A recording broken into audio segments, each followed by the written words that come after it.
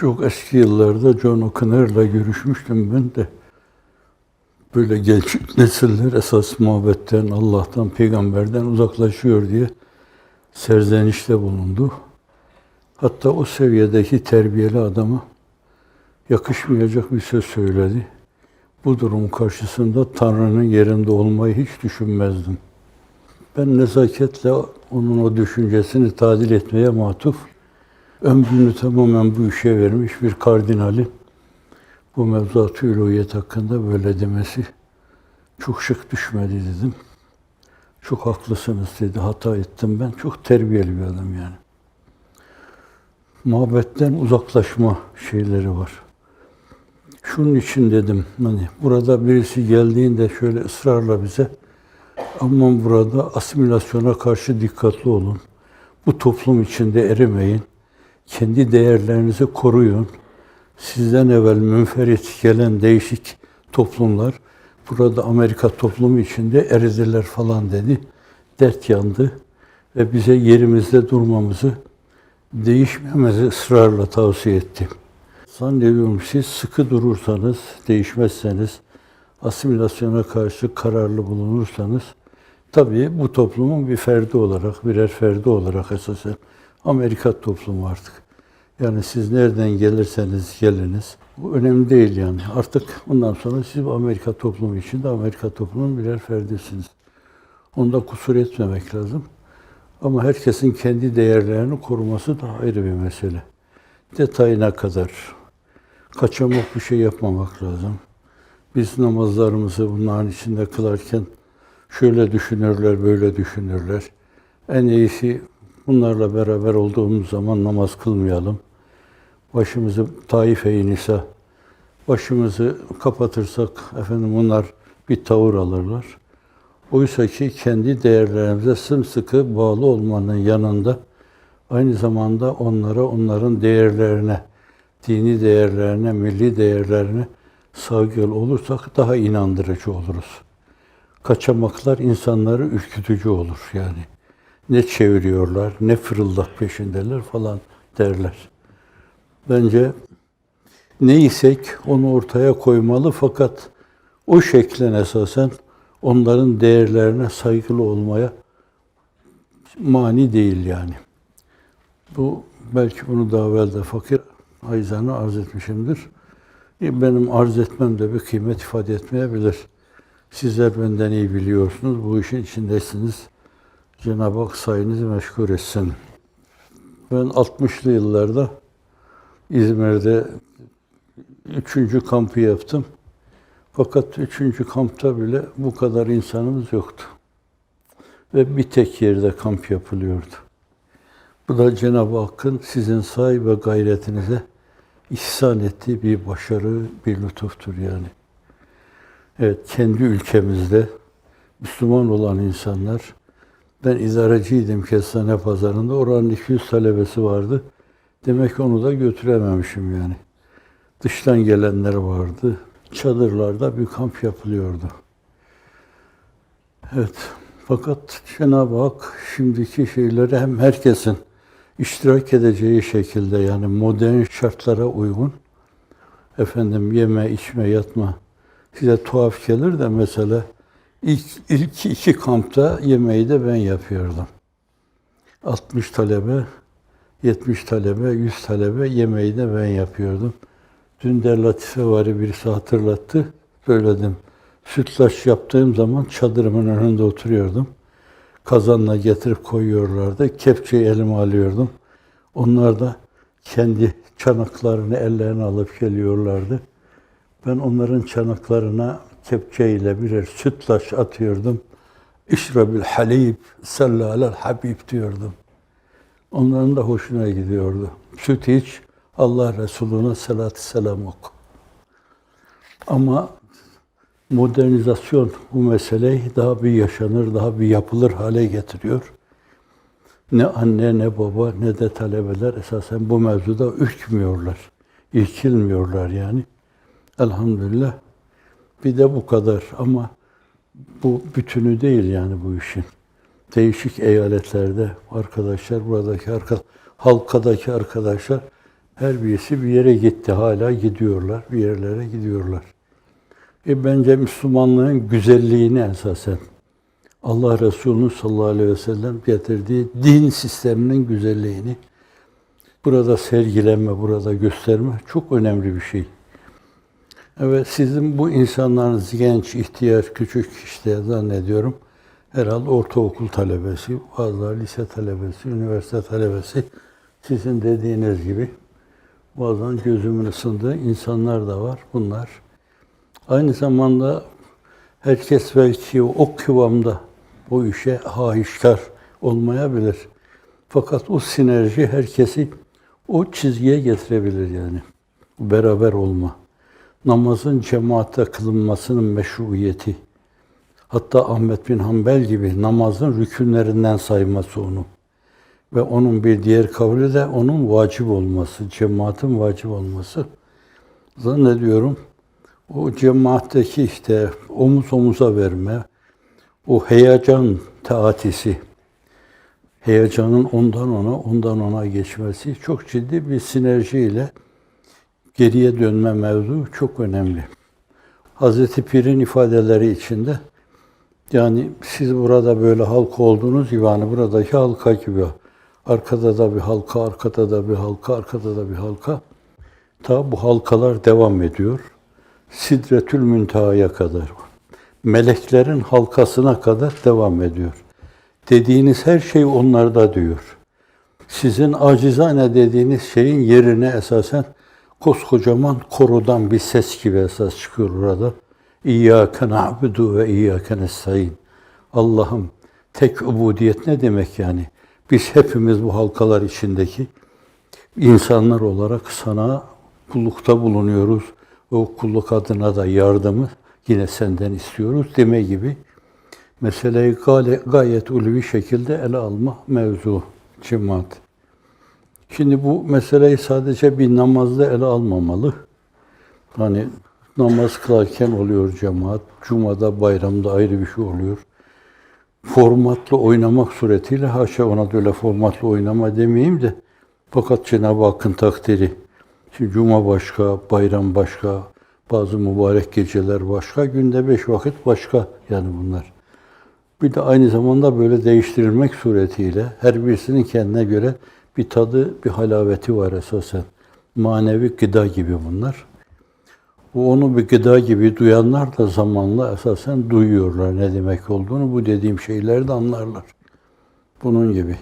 Fakat biz aynı zamanda insanımıza, gençlerimize, kardeşlerimize, dostlarımıza, taraftarlarımıza, sempatizanlarımıza, bizimle aynı yolda yürüyenlere, aynı güzergahı takip edenlere aynı zevki, aynı ruhani zevki, aynı ruhani hazzı tattırmaya çalışıyor ve duyurmaya çalışıyoruz yani onlardan. Evet, bugün sizin yaptığınız şeyleri gelecekte yapacak bu arkadaşları birer mimar gibi yetiştiriyorsunuz. Yani sizden sonra ne olacak falan dedirtmiyorsunuz. İşte bu arkadakiler ne diyorsa o olacak. Evet. Bu açıdan onların kıvamı, tam formlarını kesbetmeleri esasen Allah'ın izni inayetiyle bu emanetin hiçbir zaman sahipsiz kalmayacağını gösteriyor. Ahlak aynı zamanda evsaf. Bir hadis-i şerifte inna Allah la yanzuru ila suverikum velakin yanzuru ila kulubikum bir de amalikum var. Allah Celle Celaluhu sizin suretlerinize derken bunu şeklinize, mahiyetinize, fizyonominize, esasen boyunuza, posunuza, eda endamınıza, yüz tekallüslerinize, bakışlarınızdaki büyüleyiciliğe bunlara bakmıyor. Velakin yanzuru ila kulubikum diğer rivayet ve amalikum. Allah sizin kalplerinize bakıyor ve amellerinize bakıyor. Celle Celaluhu sizi değerlendirme kategorisinde ele alırken buna bakıyor. Şimdi bu zaviyeden de esasen her müminin her sıfatı mümin olmayabilir yani. Müminim diyordur ama fakat Ahlak-ı aliyeden nasibi yoktur. Hafizanallah. İbadetü tahtla alakası yoktur. Böyle Allah'a inandım falan diyordur ama fakat o mevzuda münasebetini güçlendirme, değerlendirme mevzunda herhangi bir gayreti de yoktur onun. Efendim aynı zamanda yalan söyler, iftira eder. Hani günümüzde bir kısım jurnalların, medya mensuplarının hep yalan söyledikleri, iftira ettikleri, tenakuzdan tenakuze yani zıt şeyden zıt şeye, birbirine ters şeyler, ondan ona uçmaları, ondan ona uçmaları, ona doğru kanat çırpmaları, bunlar günümüzde çok yaşanan şeyler. Ve bunlar hepsi kafir sıfatı. Bu yapılan şeyler. Şimdi bunlara karşı insanlarda bir nefret şey yani. Kamil insan olma, doğrulukla, istikametle. Hani bir Türk atasözü vardır. Türk kültürüne vakıf olanlar bilirler ama burada doğmuş, burada neşet etmiş olanlar hatırlayamayabilirler bunlar. Yalancının mumu yatsıya kadar derler yani. İftira da öyledir bir şey. Birini karalama da öyledir. Ayrıştırma da öyledir. Birini gıybet etme de öyledir. Efendim bunun gibi yani. Ne kadar mesavi ahlak diyeceğimiz kötü ahlak, kötü huy varsa bunların hepsi böyle birkaç adım küfre yakın şeylerdir bunlar. Hafizanallah insan umursamadan bunları tekrar edip duruyorsa hiç farkına varmadan bir gün cup diye onun göbeğinde kendisini bulur. Onun için insanların iftar tablosu sallallahu aleyhi ve sellem buyuruyor ki insan öyle bir günah işlediği zamanda, diyelim yalan söylediği zamanda, yalan yazdığı zamanda, yalanla, iftirayla birini karaladığı zaman kalbinde bir leke meydana gelir. Kalp derken içimizde kan pompalayan o sanevberi eskiler derdi, eski tıpta anatomide sanevberi, çam kozalağı demek. Vallahi çam kozalağı gibi de değil yani o kadar. Onun da kendi içinde o anatomi, de değişik misyonun fonksiyonları filan bunlar nazarı itibara alınırsa kainatın bir hulasası, antiparantez. Efendim,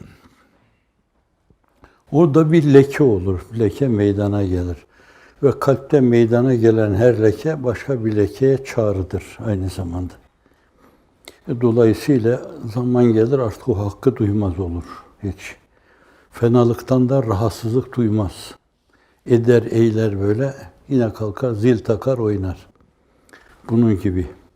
Evet, bu mevzuda kararlı durmak, kendi değerlerimizi korumak, uzaklaşmamaya bakmak, kendi değerlerimizden Allah'ın izniyle. Bir gün bir de onların yanında olmayı, onları tabiatının bir derinliği haline getirmiş olmayı o kadar sindirmiş olur ki, içine sindirmiş olur ki, yemek gibi, içmek gibi, uyumak gibi, diğer beşeri ihtiyaçlar gibi, garize-i beşeriyeler gibi, onları da hiç o emirleri, o mevzudaki emirleri düşünmeden, nazarı itibara almadan, tabiatının gereği adeta bir içgüdüyle hep bu istikamete sürüklenir, farkına varmadan yani. Hoş bizim kıldığımız namaz, oruç, hepsi bunlar o mevzudaki emirleri nazarı itibara alarak o dürtüyle böyle onlara gidiyor değiliz yani. Belli bir alışma artık, belli bir ihtiyaç yani. Mesela hiç teheccüd bilmeyen bir insan, o teheccüdü 5-6 ay kılsa, bir gün kaçırsa zannediyorum kalkar onu kaza eder. Evet, inanıyorum buna. Aynen onun gibi bir evvabine kaçırsa, ya o hem 5 vakit namaz değil bunlar yani. Nafile, zevait diyoruz bunlara. Kurb-ı nevafile esas vesile oluyor bunlar. Kutsi hadiste Cenab-ı Hak buyuruyor ki farzları yapar, nafilelerde yaparsa gören gözü, işiten kulağı, tutan eli, yürüyen ayağı olurum. Bunlar müteşabih şeyler yani. Yani aynı mukabelede artısıyla bulunurum. Mukabelede artısıyla bulunurum diyor. Aynen bunun gibi bu işi yapa yapa tabiatının bir derinliği haline gelir. Artık hep yapmaya durur onu. Kötülükler de öyledir, iyilikler de öyledir. Dünyanın değişik yerlerine sizin vefalı arkadaşlarınız açıldılar. Ellerine çantalarını aldı, oraya gittiler yani. dünyevi herhangi bir beklenti, ahirete ait işleri, hatta dünyevi işleri bile akim hale getirir. Ama onlar dünyevi beklentiye de, uhrevi beklentiye de girmediler. Dediler, dünya kardeşliğini bütün dünyanın dört bir yanına duyurmak için, o da Efendimiz sallallahu aleyhi ve sellemin mesajları içinde duyurmak için önümüze neresi çıkarsa oraya gidelim dediler. Sonra bu öyle tatlı, öyle şeker, şerbet bir şey oldu ki artık ben o dönemi de hatırlıyorum. Daha sonra makineden kuralların çekildiği dönemi de hatırlıyorum. Öyle külahın içine sığmayacak kadar her sene çok değişik yerlere insan gitti. Hayret ediyorum, ben gittiler, okullar açtılar. 20 sene oldu, 30 sene oldu, 40 sene oldu orada. Aynı zamanda sevgi zeminine, otağlarını kurdular. Herkes tarafından hüsnü kabul görmeye başladılar.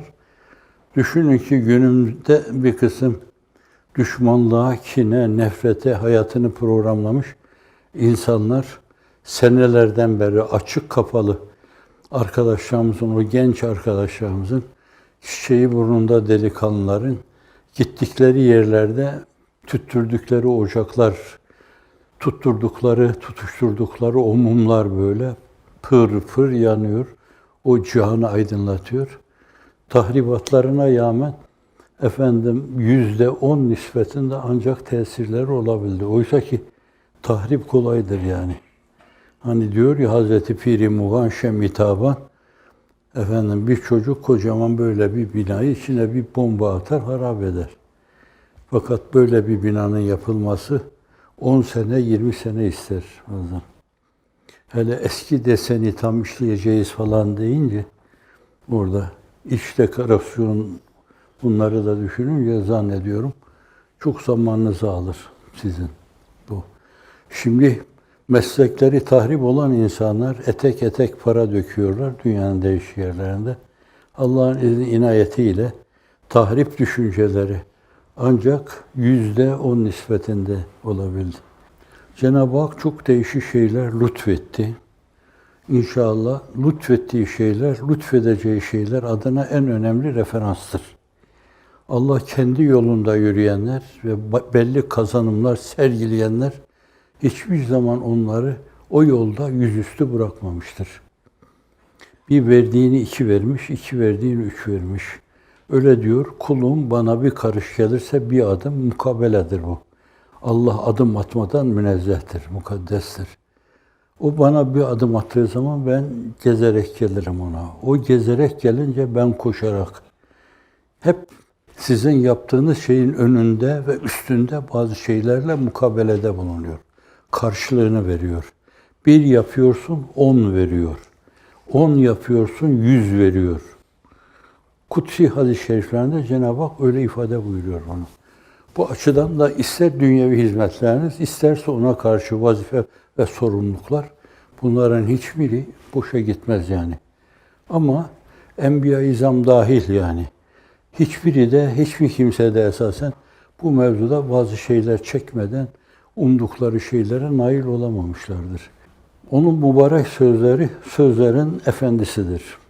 Kendisi insanların efendisi, sözleri de sözlerin efendisidir. Buyuruyor ki, huffetil cennetu bil mekari ve huffetin nar bil şehvat. Cennet mekarihle insanın çok da tabiatı muktezası, böyle hoş karşılamayacağı şeylerle kuşatılmıştır. Cehennem de insanın şehvi duyguları, garize-i beşeriyesi, yeme, içme, yatma, daha başka cinsi arzular filan, onların arkasından koşma, onlarla kuşatılmıştır buyuruyor. Şimdi onlara aşma, onlara katlanma, o ikrah kelimesi, insanların zorlanarak yapacağı şeyler, insan öyle şeyler kazandırır ki, onun için onun bir gereği sanki, eşeddün nâsi belâen el enbiya, sümmel emsel fel emsel. Belanın en çetini, en zorlusu peygamberlere, ondan sonra da derecesine göre Allah'a en yakın olanlara. Şimdi kayma zemininin çok güçlü, çok tesirli olduğu bir dönem. Böyle yabancı bir ülke burada. Görenek filan, gelenek, bütün bunlar insanların ruhlarında çok ciddi tahribat yapar. Böyle bir şey olmasına rağmen kendi değerleriyle dimdik ve abide gibi hep ayakta duran bir insan. Ruhunun abidesini hem dimdik, her zaman dimdik ayakta tutan bir insan. Zannediyorum nezdü üluhiyette öyle şeylere erer ki aklımız ermez bizim onlara. Enbiya-i İzam da öyle olmuş. Hani çok küçük bir örnek. Ama mesele ona ait olması itibariyle çok kıymetli bir örnek. Mekke-i Mükerreme'de Efendimiz orada 40 yaşına kadar emin, en doğru insan diyorlar. Çok meseleyi onun hakemliğine müracaat ederek çözüyorlar. Hatta Kabe-i Muazzama'ya Hacerül Esad'ın, ben Esad diyorum. Esved, siyah taş. Hala Kabe'nin köşesindedir. Tavafa başlama noktasındaki esas köşededir o. Kapıya da yakındır, Kabe'nin kapısına da yakındır. Onu koyma mevzuunda her kabile kendinden Beni Teym, Beni Adi, Beni Haşim, Beni Maksum. Çok defa böyle birbirleriyle cedelleştiklerinde de esas onu tam maddi bir kavgayla noktalarlar. Noktalı virgül değil, noktayı koyarlar yani. Birbirlerinin canını okurlar burada. Böyle çaresiz kalıyorlar. Neredeyse yine herkesin eli kılıcın kabzasında bir şey yapacaklar. İnsanlığın iftihar tablosu, yani bu zannediyorum herhalde 20-25 yaşlarında. Daha genç yaşında kendisini öyle tanıtırmış emin. Ha işte Muhammed, Abdülmuttalib'in torunu geldi, ona soralım. O da hemen orada onlara bir akıl veriyor. O taşı diyor böyle bir şeyin içine koyun. Bir battaniye gibi bir şey. Battaniye ben diyorum yani. Bir sergi gibi bir şeyin içine koyun.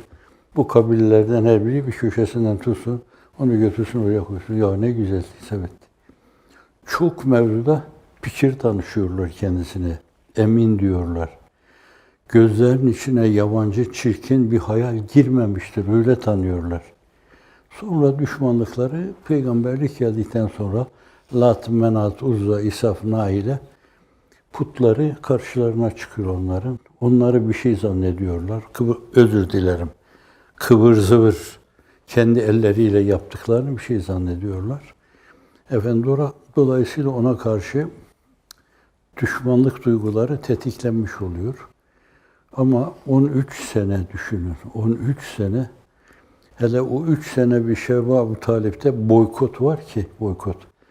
Aynen günümüzdeki ferainenin böyle kadınları, çocukları zindanlara koyup, bazılarını öldürüp, bazılarını yurt dışına adeta kaçsın diye zorlayıp, yaptıkları mezalim gibi 2-3 senedir, 4 senedir aynı şeyi yapıyorlar orada. Çokları açından ölüyor.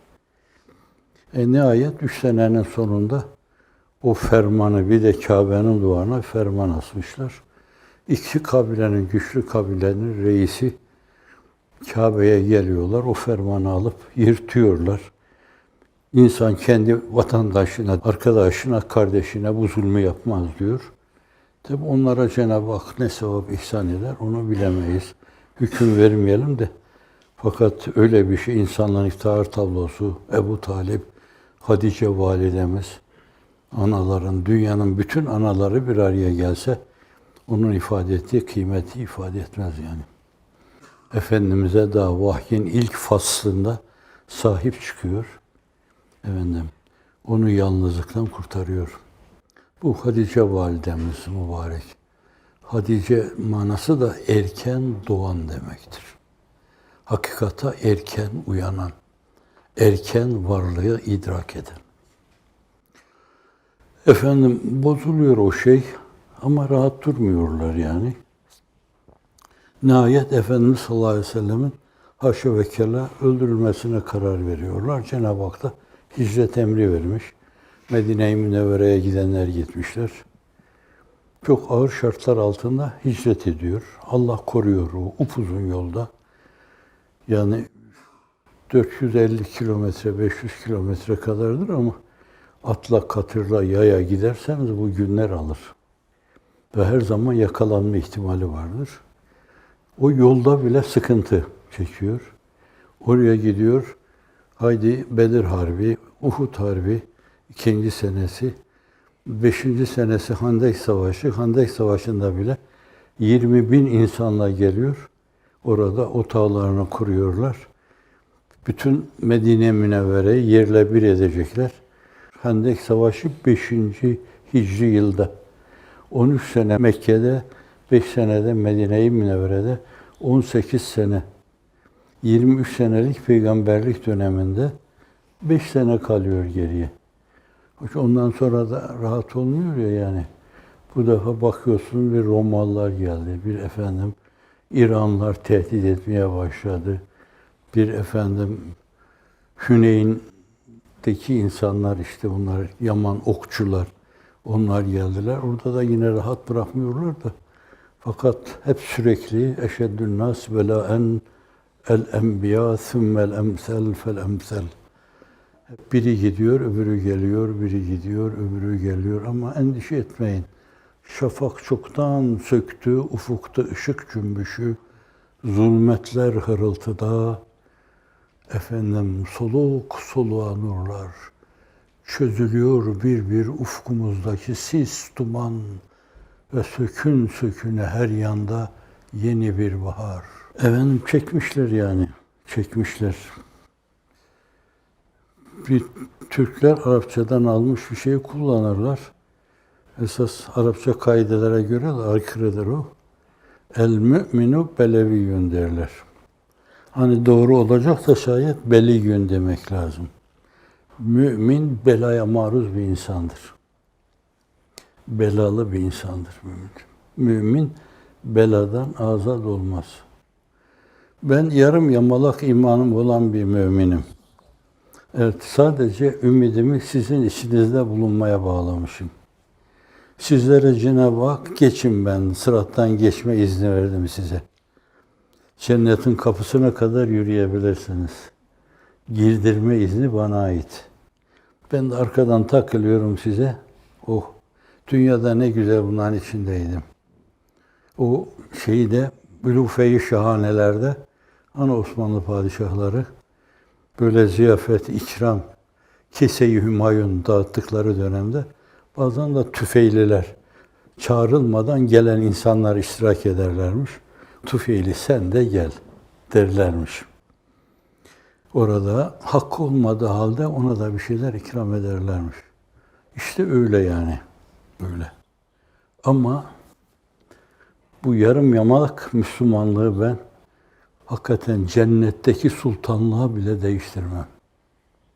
Cennetteki sultanlığa bile değiştirmem. Çünkü yarım yamalak da olsa gönlümü ona kaptırmışım. İnsanlığın iftihar tablosu, Allah'ım. Erzurumların bir duası vardır. Bir mısralık bir şey. Az avrı, asan ölüm, tekmil iman Kur'an. Bu böyle mısra tek başına endişe duyar, ne olur ne olmaz, yıpratırlar beni diye. Bir şey ilave edeyim.